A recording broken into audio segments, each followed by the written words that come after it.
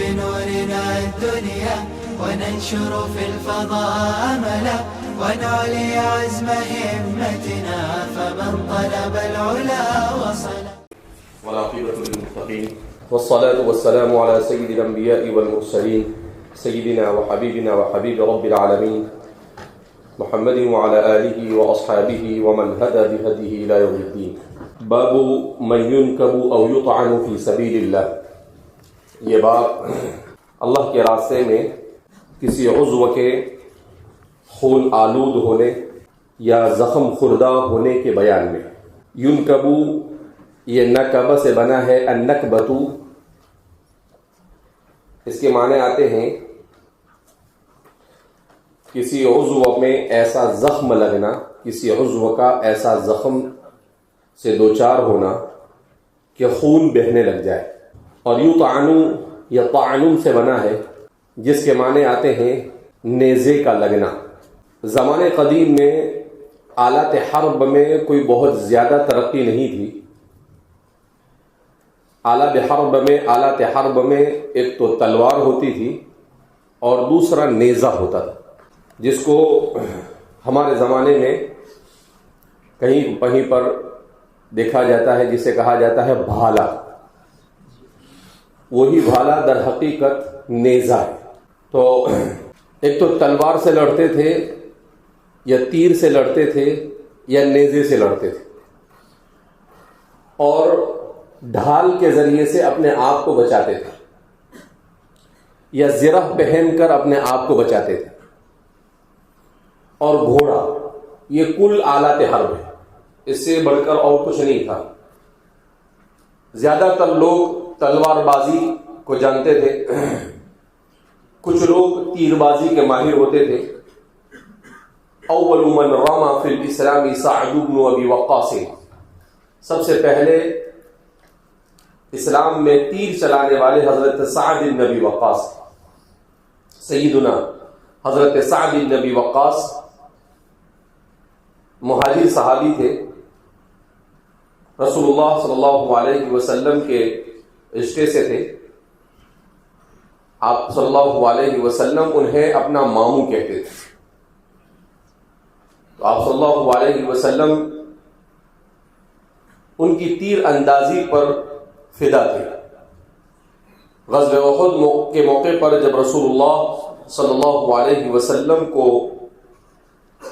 الیاذ باللہ قتل کرنے کی پوری کوشش کی ان لوگوں نے، کفار نے، اس موقع پر حضرت طلحہ اور حضرت سعد بن ابی وقاص نے حضور کا زبردست بچاؤ کیا. حضرت سعد بن ابی وقاص فرماتے ہیں حضور نے مجھ سے کہا ارمی فداک ابی و امی یا سعد، اے سعد میرے ماں باپ تجھ پر قربان ہو، تم تیر چلاؤ. تو حضور نے اپنی زندگی میں صرف ایک ہی صحابی ایسے ہیں جن سے یہ کہا کہ میرے ماں باپ تجھ پر قربان. حضور کو تو سبھی کہتے تھے بہرحال کہ ہمارے ماں باپ آپ پر قربان ہو. یہ اہل عرب کے یہاں پر انتہائی محبت کا اظہار کرنے کے لیے یہ الفاظ استعمال کیے جاتے تھے. یعنی کسی کو یہ کہہ دیا کہ فدا کا ابی و امی، اس کا مطلب یہ ہے کہ محبت کی انتہا، کہ ظاہر سی بات ہے کہ دنیا میں اس سے زیادہ قیمتی اور کچھ نہیں ہو سکتا ہے. دنیا میں اپنے ماں باپ سے زیادہ قیمتی کوئی چیز نہیں ہو سکتی ہے. تو اس لیے فرمایا کہ جب آدمی یہ کہہ دے کہ میرے ماں باپ آپ پر قربان ہو، اس کا مطلب یہ ہے کہ دنیا کی سب سے قیمتی ترین چیز میں آپ پر قربان، اگر موقع آئے تو وہ بھی قربان کر دوں گا. تو اللہ کے رسول صلی اللہ علیہ وسلم نے آپ سے کہا کہ فدا کا ابی و امی یا سعد. تو حضرت سعد یہ سب سے زیادہ، ایسے بہت سارے صحابہ تھے. اور نیزہ، بعض لوگ نیزے کے ماہر ہوتے تھے. نیزے دو طرح کے ہوتے تھے. ایک تو نیزے چھوٹے سے ہوتے تھے کہ دور سے مارا جاتا تھا، اور کچھ نیزے جو لکڑی کے اندر میں ڈالے ہوئے تھے جس کو آدمی اپنے ہاتھ سے مارتا تھا. حضرت وحشی بن حرب جنہوں نے حضرت حمزہ رضی اللہ تعالی عنہ کو شہید کیا تھا، وہ نیزے میں بڑے ماہر تھے. دور سے اگر وہ کسی کو نشان مارتے تھے تو جہاں نشان مارتے تھے فرماتے ہیں زندگی میں کبھی ان کا نشان چکا ہی 100% جا کر لگتا تھا. ایسا یوں کھینچ کے مارتے تھے تو جس جگہ پر وہ نشان مارتے تھے اس جگہ پر جا کر 100% لگتا تھا. ایسا زبردست ان کا نشان ہوا کرتا تھا. تو نیزے بازی تو نیزہ ہوتا تھا اور یہ 3 چیزیں لڑنے کے لیے ہوتی تھی. اور اپنے بچاؤ کے لیے یا تو آدمی زرہ پہنتا تھا جو بہت کم ہوتی تھی, لوہے کی باریک باریک زنجیر بنی ہوئی ہوتی تھی جو آدمی پہنتا تھا. تو تلوار جب کوئی مارتا تھا تو اس پر لگنے سے آدمی کو ڈائریکٹ نہ لگ کر وہ اس کو روک دیتی تھی. تو اس طریقے سے آدمی کا بچاؤ ہوتا تھا. تو اس کو زرہ کہتے ہیں. یا زرہ ہوتی تھی یا آدمی کے ہاتھ میں کیا ہوتی تھی, ڈھال ہوتی تھی کہ جس کے ذریعے سے وہ کیا کرتا تھا, سامنے سے آنے والے تیر کو یا تلوار کو کیا کرتا تھا وہ تو ایک ہاتھ سے لڑتے تھے اور ایک ہاتھ سے اپنا کیا کرتے تھے, بچاؤ کرتے تھے. یہ کل جنگ کا آلات حرب ہوا کرتے تھے. بہرحال یہاں پر اللہ کے رسول صلی اللہ علیہ وسلم نے احادیث مبارکہ میں اللہ کے راستے میں زخمی ہونے کی فضیلت بیان کی. اسی کے ضمن میں امام بخاری نے باب قائم کیا, باب من ينكب او يطعن في سبيل اللہ. یہ باب اللہ کے راستے میں زخم سے خون آلود ہونے یا نیزے سے زخمی ہونے کے بیان میں. وبه قال حدثنا حفص بن عمر قال حدثنا همام عن اسحاق عن انس رضي الله عنه وعنهم اجمعين قال بعث النبي صلى الله عليه وسلم اقواما من بني سليم الى بني عامر في 70 رجلا فلما قدموا قال لهم خالي اتقدمكم فإن أمنوني حتى أبلغهم عن رسول الله صلى الله عليه وسلم وإلا كنتم مني قريبا. فتقدم فآمنوه فبينما هو يحدثهم عن النبي صلى الله عليه وسلم إذ أومأوا إلى رجل منهم فطعنه فأنفذه فقال الله أكبر فزت ورب الكعبة. ثم مالوا على بقية أصحابه فقتلوهم إلا رجلا أعرج صعد الجبل. قال همام وأراه آخر معه فأخبر جبريل النبي صلى الله عليه وسلم أنهم قد لقوا ربهم فرضي عنهم وأرضاهم فكنا نقرأ أن بلغوا قومنا أن قد لقينا ربنا فرضي عنا وأرضانا. یہ آیت کریمہ تھی, پہلے پڑھی جاتی تھی. ثم نسخ بعده فدعا عليهم 40 صباحا قال رعل على رعل وذكوان وبني لحيان وبني عصية الذي عصوا الله ورسوله. امام بخاری فرماتے ہیں حفص نے عمر الحوضی سے روایت کرتے ہیں, وہ روایت کرتے ہیں حمام سے, اور وہ روایت کرتے ہیں اسحاق ابن عبداللہ ابن ابی طلحہ سے, اور وہ روایت کرتے ہیں سیدنا حضرت انس ابن مالک رضی اللہ تعالیٰ عنہ سے. قال بعث النبي صلی اللہ علیہ وسلم اقواما من بنی سلیم. رسول اللہ صلی اللہ علیہ وسلم نے بنو سلیم کے چند افراد کو بنی عامر کی طرف بھیجا. یہاں پر امام بخاری کے شیخ حفص ابن عمر کو وہم ہو گیا ہے. وہ یہ کہ بعث النبی صلی اللہ علیہ وسلم اقواما من بنی سلیم, یہ درست نہیں, اس لیے کہ اللہ کے رسول صلی اللہ علیہ وسلم نے بنو سلیم کے کچھ لوگوں کو نہیں بھیجا, بلکہ آپ صلی اللہ علیہ وسلم نے بھیجا تھا بنو سلیم کی طرف بھیجا تھا. اسی لیے کتاب المغازی میں اسی روایت کو امام بخاری نے اپنی دوسری سند کے ساتھ نقل کیا ہے. تو وہاں پر آپ نے جو ذکر کیا ہے اس میں فرماتے ہیں کہ بعث النبی صلی اللہ علیہ وسلم الی بنی عامر و بنی سلیم, تو اس لیے بنو سلیم کی طرف تو ان کو بھیجا گیا تھا. اس سے یہ بات ثابت ہو رہی ہے کہ حضور نے بنو سلیم کے چند افراد کو بھیجا، جبکہ بنو سلیم کی طرف بھیجا گیا تھا، جو بنو عامر کے ساتھ مل کر اور رعل اور زکوان اور بنو عصیت کے ساتھ مل کر جنہوں نے حضرات صحابہ کو کیا کر دیا تھا، شہید کر دیا تھا. لہذا اس بنا پر فرماتے ہیں کہ امام دمیاطی فرماتے ہیں کہ بنو سلیم مبعوث الیہم، بنو سلیم کی طرف تو بھیجا گیا تھا، اور جن کو بھیجا گیا تھا هم القراء، وہ انصار سے تعلق رکھنے والے اور مہاجرین سے تعلق رکھنے والے حضرات صحابہ قرہ ہیں. تو بنو سلیم اور بنو عامر ان لوگوں نے تو غدر کیا تھا، یعنی دھوکہ کیا تھا، اور دھوکہ کر کر ان قرہ کو شہید کر دیا تھا. تو اس لیے فرماتے ہیں کہ غزوۃ بئر معونہ کے عنوان کے ساتھ کتاب المغازی میں امام بخاری نے جب اس روایت کو ذکر کیا ہے اپنے دوسرے شیخ سے، تو وہاں پر اس طرح کا وہم نہیں ملتا ہے. بہرحال تو بعث النبی، اب سوال پیدا ہوتا ہے کہ جب حفص ابن عمر کو وہم ہوا تو امام بخاری نے اس وہم کو وہم کے ساتھ کیوں ذکر کیا؟ یہ ہمارے محدثین کی امانت داری اور دیانت داری ہے کہ اگر کسی سے وہم ہوا ہے تو اس وہم کو اپنی طرف سے صحیح نہیں کرتے تھے. وہم ہے تو اس کو ویسے ہی چھوڑ دیتے. سوال پیدا ہو، پڑھنے والے کو تکلیف ہو، پڑھنے والے کو تحقیق کرے، اذا جاءکم بنبأ فتبینوا. تو اس لیے کیوں؟ اس لیے کہ اگر اس طریقے سے حضرات محدثین، حضرات جن راویوں نے اوہام ہوئے، جن سے وہم ہوئے، ان وہموں کو درست کر دیتے تو ظاہر سی بات ہے کہ وہم کے بہانے دوسرے لوگ آ کر اور بھی کچھ کر سکتے تھے. تو سدن للباب، جس نے جیسے وہم کے ساتھ جو بات بیان کی، انہوں نے جب سنا تو اس کو اسی طریقے سے بیان کر دیا.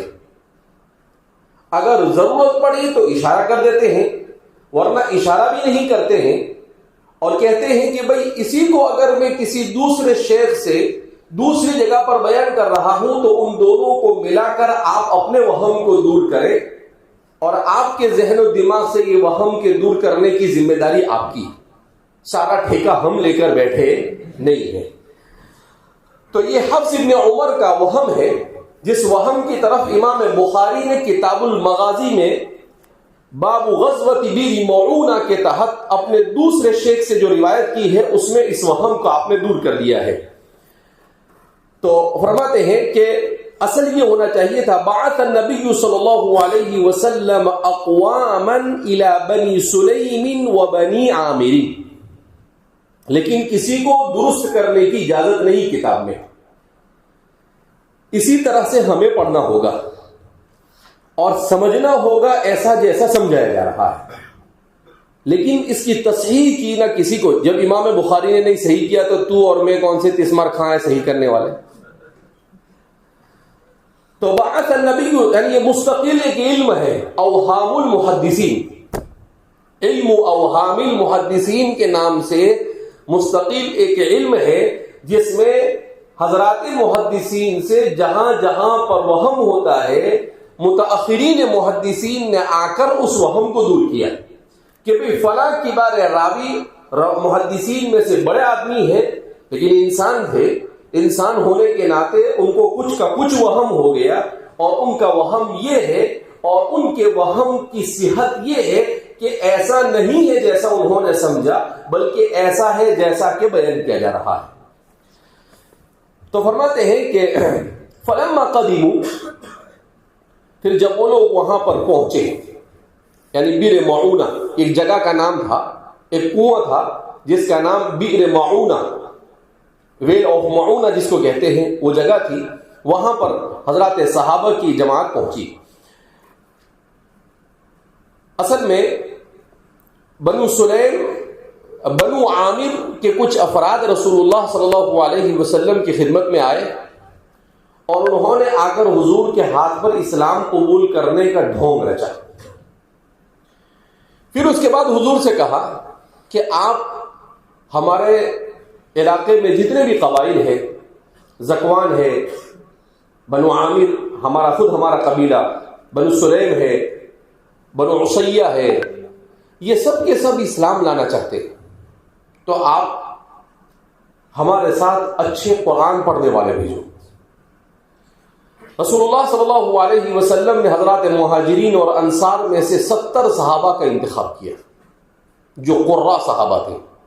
قرہ کا مطلب ہمارے زمانے کے قرہ نہیں جو خالی پی پوڑی اچھی ہو، جس کی آواز اچھی ہو اور صرف اچھا پڑھتے رہے۔ اس زمانے میں قرہ کا مطلب یہ ہوتا تھا، اقرأہم بکتاب اللہ کا مطلب یہ ہوتا تھا کہ وہ قرآن کو اچھا پڑھتے بھی تھے اور قرآن کو خوب اچھی طرح سمجھتے بھی تھے۔ تو فہم اور قراءت دونوں کو کیا ہوتی تھی؟ شامل ہوتی تھی۔ تو آپ صلی اللہ علیہ وسلم نے بہرحال بھیج دیا۔ یہ بھی اس بات کی دلیل ہے جو لوگ اللہ کے رسول صلی اللہ علیہ وسلم کو عالم الغیب کہتے ہیں کہ اللہ کے رسول صلی اللہ علیہ وسلم اگر عالم الغیب ہوتے اور اس کے باوجود اپنے صحابہ کو بھیجتے تو والعیاذ باللہ اس کا مطلب یہ ہوا کہ حضور نے بذات خود ان کو قتل کیا، جبکہ ایسا نہیں ہے۔ تو اس لیے آپ صلی اللہ علیہ وسلم کو علم غیب نہیں تھا، آپ کو غیب کی جن چیزوں کو بتانے کی ضرورت پیش آتی تھی اللہ بتا دیتے تھے۔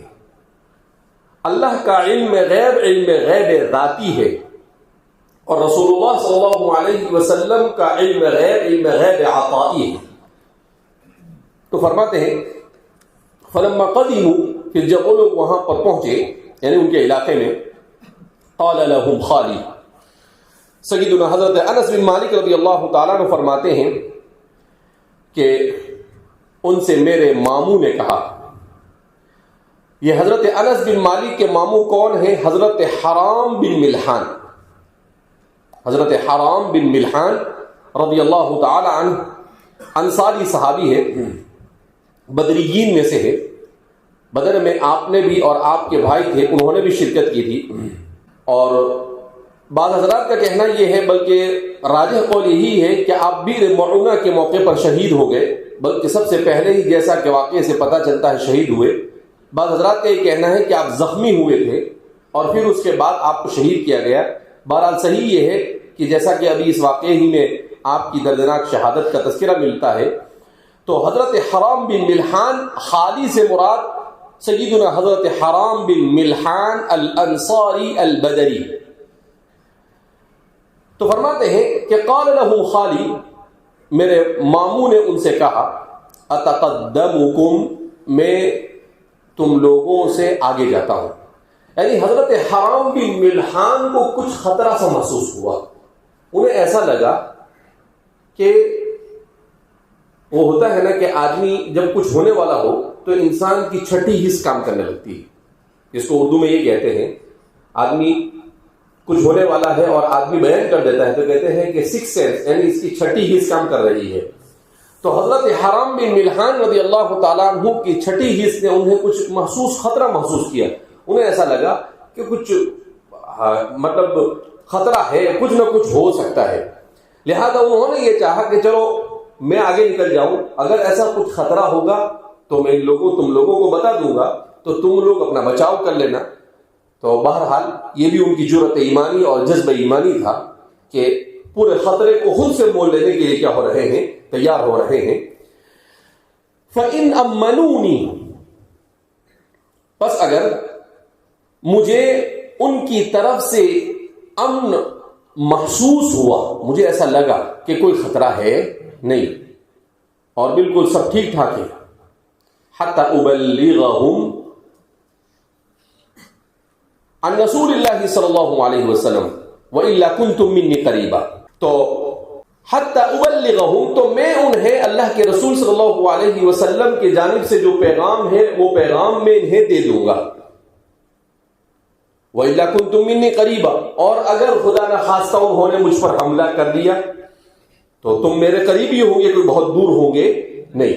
تو دونوں کام ہو جائیں گے کہ سب سے پہلے تبلیغ کا کام بھی میں کر دوں گا، اور اگر مجھے کچھ خطرہ محسوس ہوا تو اس صورت کے اندر میں تم میرے ساتھ رہو گے، تو ظاہر سی بات ہے کہ میرے اس خطرے کے موقع پر میں تمہیں بتا دوں گا تو تم بچانے کی کوشش کرنا۔ وَإِلَّا كُنْتُم مِّنِّي قَرِيبًا فَتَقَدَّمَ، تو حضرت حرام بن ملحان رضی اللہ تعالیٰ عنہ آگے بڑھے، فآمنوہ، ان کو پتہ چل گیا کہ بھئی ان کو بھی کچھ نہ کچھ محسوس ہو رہا ہے، تو اگر ہم نے چھیڑا تو وہ لوگ بالکل تیار ہو جائیں گے، اور تیار ہونے کے بعد جنگ کی پوزیشن میں ہوں گے تو کچھ بھی ہو سکتا ہے۔ فآمنوا، لہذا انہوں نے غدر کیا اور انہیں امن کے ساتھ آگے بڑھ گئی، یعنی ان کے ساتھ کوئی تعارض نہیں کیا، اور انہوں نے تبلیغ شروع کر دی۔ فبینما هو یحدثهم، اب جب انہیں ایسا لگا کہ بھئی ٹھیک ٹھاک ہے، کوئی مسئلہ ایسا محسوس نہیں ہو رہا ہے، تو دوسرے صحابہ بھی ان کے ساتھ آگے آ گئے۔ اب ان لوگوں نے پورا جال بچھا رکھا تھا جس کا صحابہ کو علم نہیں تھا۔ حضرت عامر بن فہیرہ رضی اللہ تعالیٰ عنہ، حضرت ابوبکر صدیق رضی اللہ تعالیٰ عنہ کے آزاد کردہ غلام جو غار حرا میں، غار ثور میں رسول اللہ صلی اللہ علیہ وسلم کے پاس آیا کرتے تھے، حضرت عامر بن فہیرہ بھی اس میں شریک تھے اور وہ بھی بئر معونہ کے موقع پر شہید ہو گئے۔ تو فرماتے ہیں فبینما هو یحدثهم، اسی دوران کہ آپ ان کے ساتھ رسول اللہ صلی اللہ علیہ وسلم کے پیغام کے سلسلے میں گفت و شنید کر رہے تھے، ان سے گفتگو کر رہے تھے، ان سے بات کر رہے تھے، ان کو اسلام کے بارے میں بتا رہے تھے، اذ اووا الی رجل منهم، تو ان خبیثوں نے اپنے میں سے ایک آدمی کو اشارہ کیا، فطعنہ، اس نے آپ کو نیزے سے مارا، فانفذہ، اور نیزہ آپ کے آر پار ہو گیا، پیچھے سے آپ کے اوپر حملہ ہوا اور اس حملے میں آپ کو اس طرح سے اس خبیث نے نیزہ مارا کہ فرماتے ہیں کہ وہ نیزہ آپ کے سینے میں پیچھے سے آگے کی طرف نکل گیا۔ فقال اللہ اکبر، تو انہوں نے آواز دی اللہ اکبر، فزت ورب الکعبہ، رب کعبہ کی قسم میں کامیاب ہو گیا، رب کعبہ کی قسم میں کامیاب ہو گیا۔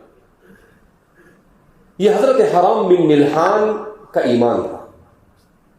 انہوں نے یہ نہیں کہا ارے میں تو مر گیا، ہمارے جیسے ہوتے تھے ایسے کہتے ارے مر گیا، نہیں، کیا فرماتے ہیں فزت ورب الکعبہ، رب کعبہ کی قسم میں کیا ہو گیا، کامیاب ہو گیا۔ کیوں؟ اس لیے کہ انسان اپنی سب سے قیمتی چیز اللہ کے راستے میں قربان کر دے، یہ کامیابی نہیں تو اور کیا ہے؟ تو اس لیے فرماتے ہیں اس راہ وفا میں جان کا نذرانہ یہ ناکامی نہیں کامیابی ہے۔ اللہ کے راستے میں اپنی جان کو نذرانے کے طور پر پیش کرنا یہ اہل اسلام کے نزدیک کامیابی ہے۔ انسان کا ایمان ایسا ہی ہونا چاہیے کہ جان نکلنے تک وہ اللہ کے ہر فیصلے پر راضی ہو اور ہر قسم کی آزمائش اور ہر قسم کی تکلیف کو وہ خوشی کے ساتھ کیا کرے، قبول کرے۔ یہی ایمان کے پختگی کی سب سے اہم ترین علامت ہے۔ غزہ میں جو لوگ شہید ہو رہے ہیں، ظاہر سی بات ہے ان کی شہادت کو ناکامی نہیں کہا جا سکتا ہے، ان کی شہادت بھی کامیابی ہے کہ الحمدللہ 11 مہینے کے بعد بھی بدستور ہمارے مجاہدین ان کا مقابلہ کر رہے ہیں، اور صرف مقابلہ نہیں، اچھے سے مقابلہ ہو رہا ہے۔ گزشتہ کل بھی ایک بلڈنگ کے اندر میں چاروں طرف سے بم فٹ کیے اچھے سے اور ان کو بلایا، جیسے ان خبیثوں نے ہمارے صحابہ کو بلایا تھا ایسے انہوں نے ان کو بلایا۔ وہ لوگ سب اندر آئے، جیسے ہی اندر آئے پوری بلڈنگ ایسی اڑا دی کہ ایک بھی بچ نہیں سکا، اس میں سے 37 اندر میں گھسے تھے، ایک بھی بچ کر واپس جا سکا نہیں۔ تو یہ اسلام کا معجزہ ہے کہ اب تک کہ ایسا بیان کیا جاتا ہے کہ 500 سے زیادہ جہاز بھر کر امریکہ نے اسرائیل کو آلات حرب دیے ہیں، وہ سب ختم ہو رہے ہیں، مگر یہ مٹھی بھر مجاہدین کا مقابلہ کرنے سے عاجز ہے۔ کل پرسوں ایک یہودی نے بیان دیا کہ بھئی اگر یہ جنگ ایسے ہی جاری رہی تو ہو سکتا ہے اگلے 1 سال میں اسرائیل ہی ختم ہو جائے صفحہ ہستی سے، کہا، اور غزہ سے کامیابی کے ساتھ نکلنا یہ اسرائیل کا خواب تو ہو سکتا ہے جو کبھی بھی شرمندہ تعبیر نہیں ہو سکتا ہے، خود وہ اس بات کو ماننے پر کیا ہے، مجبور ہے۔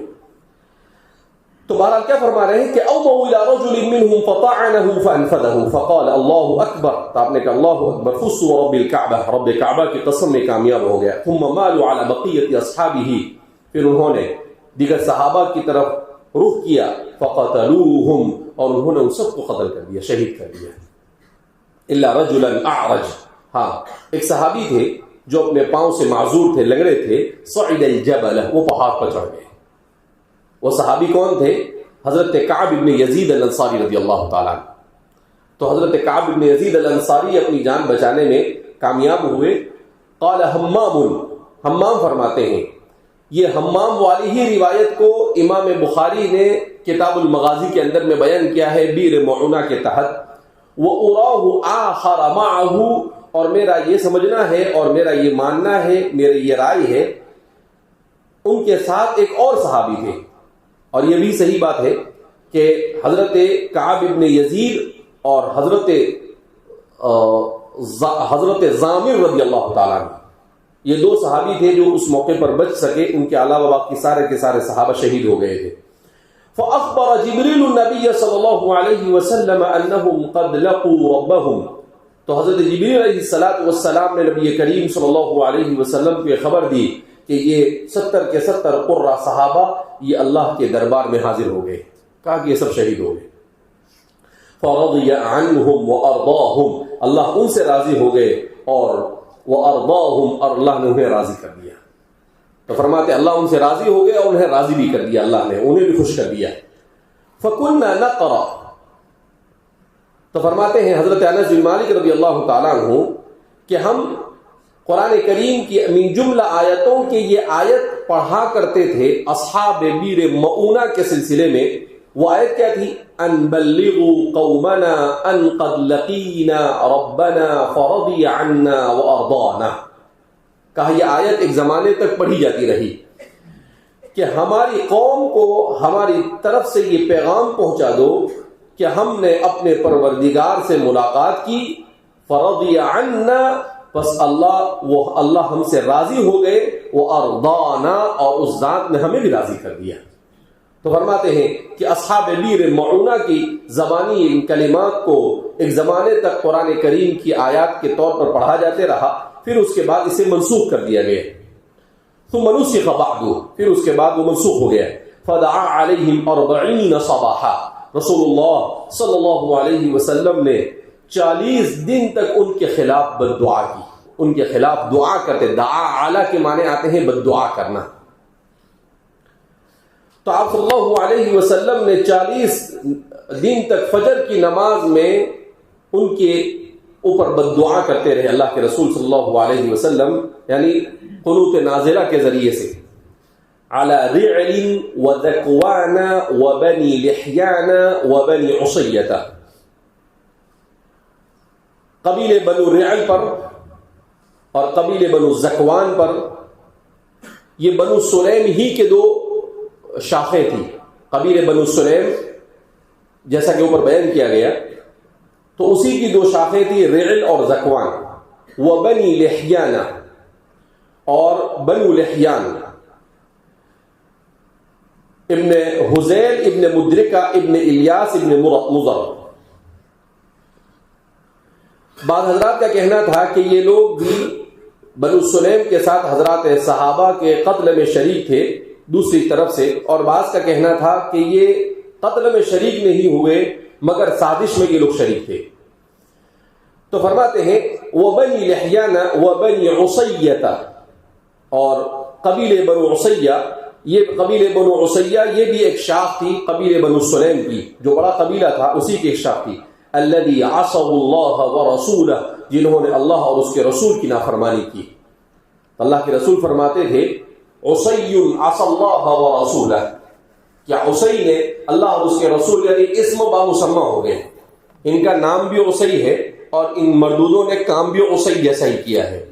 تو اللہ کے رسول صلی اللہ علیہ وسلم نے 40 رات تک ان کے اوپر بد دعا کی، اس لیے کہ انہوں نے 70 حضرات قرہ کو شہید کر دیا تھا۔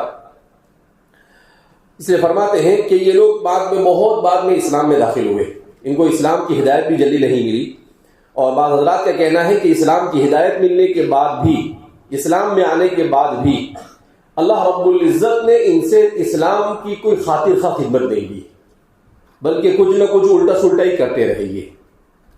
تو اس لیے فرماتے ہیں کہ حضرات صحابہ اور اللہ رب العزت کے ساتھ جن لوگوں کا رشتہ مضبوط ہے ایسے لوگوں کو تکلیف پہنچانا اور ایسے لوگوں کو قتل کرنا یہ انسان کو اس کی نسلوں تک کے نقصان پہنچاتا ہے. جیسے نیکی یہ انسان کی ذریت کو نفع پہنچاتی ہے، اسی طریقے سے برائی یہ انسان کی ذریت کو نقصان پہنچاتی ہے. وَكَانَ أَبُوهُمَا صَالِحًا، تو فرماتے ہیں کہ ان کی 14ویں پشت میں ان کے جو دادا تھے وہ نیک تھے، تو 14 پشتوں کے بعد ان کو کیا ملا؟ اس کا صلہ ملا کہ جو جلیل القدر نبی نے ان کے مال کو کیا کیا؟ بچایا. بعض مفسرین نے لکھا ہے. تو اس لیے فرماتے ہیں، ایک بزرگ کے بارے میں آتا ہے، ایک محدث کے بارے میں، تابعی تھے، کہ وہ رات بھر عبادت کرتے تھے. تو ان کا بچہ کہتا ہے کہ ابا اتنی رات آپ عبادت کرتے رہتے ہیں. تو انہوں نے عجیب جملہ کہا کہ دیکھو میری عبادت کے 2 مقصد ہیں. ایک مقصد تو یہ ہے کہ اللہ کو راضی کرو، اور دوسرا یہ کہ میں عبادت کروں گا تو اللہ رب العزت تمہیں دنیا کے اندر میں اس کا صلہ عطا فرمائے گا کہ ہم اللہ کے لیے اور تیرے لیے کیا کر رہا ہوں میں؟ عبادت. نیکی یہ خود انسان کے لیے بھی نفع بخش ہوتی ہے اور خود اس کی ذریت کے لیے بھی نفع بخش ہوتی ہے. اس لیے انسان کو نیک بننے کی کوشش کرنی چاہیے اور انسان کو برا انسان بننے سے بچنا چاہیے، جس کا وبال خود اپنے اوپر ہوتا ہے اور اپنی آنے والی نسلوں پر بھی اس کے اثرات کیا ہوتے ہیں؟ مرتب ہوتے ہیں.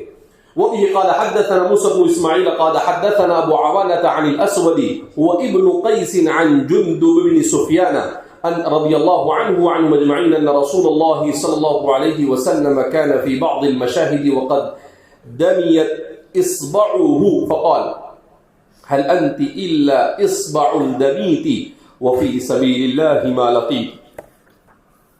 امام بخاری دوسری روایت اس باب کی بیان کرتے ہیں موسیٰ ابن اسماعیل کے حوالے سے. موسیٰ ابن اسماعیل المنقری قال حدثنا ابو عوانہ، وہ روایت کرتے ہیں ابو عوانہ الوضاح الیشکری، ان کا نام ہے وضاح الیشکری، البتہ ابو عوانہ سے مشہور ہو گئے تھے.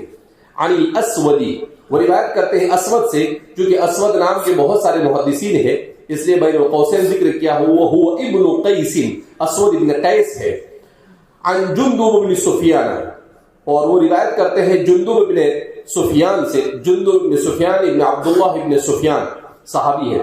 ان رسول اللہ صلی اللہ علیہ وسلم كان في بعض المشاهد، رسول اللہ صلی اللہ علیہ وسلم اپنے کسی غزوے میں تھے کہ وقد دمیت اصبعہ، کہ آپ کی انگلی زخمی ہو گئی جس سے خون بہنے لگا.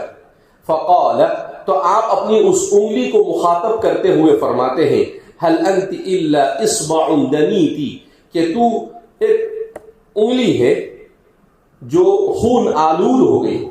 وفی سبیل اللہ ما لقیتی، اور یہ اللہ کے راستے میں تجھے جو بھی تکلیف پہنچی ہے وہ اللہ کے راستے میں پہنچی ہے، لہذا اس بنا پر اس پر کسی قسم کا کوئی غم کرنے کی ضرورت نہیں.